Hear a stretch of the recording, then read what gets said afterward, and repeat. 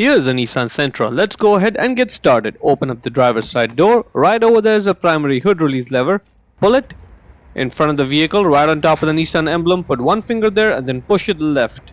While the secondary release lever is pushed left, lift up the hood. This is how the secondary release lever works. This hood requires a prop rod, so grab the rod, put it right over there in that slot with the arrow marking it, and let it go.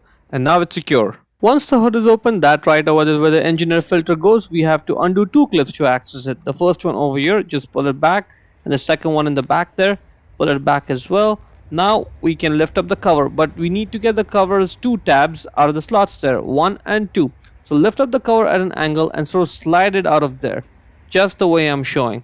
And it's important you do that because only after that will you be able to lift up the cover completely, and that will give you access to the filter. Now grab the filter and just get it right out. The top side is the clean side, the bottom side is the dirty side. The outside air comes from the bottom, dirt gets trapped there, and then clean air from the top goes into the engine. Now check the link in description to buy the new one from Amazon for yourself. Let's go ahead, put the new filter back in the air box, make sure it's sitting in properly.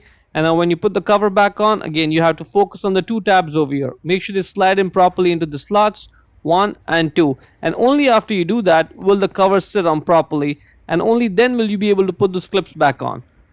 And that's it. Just push the clips back on 1 and 2.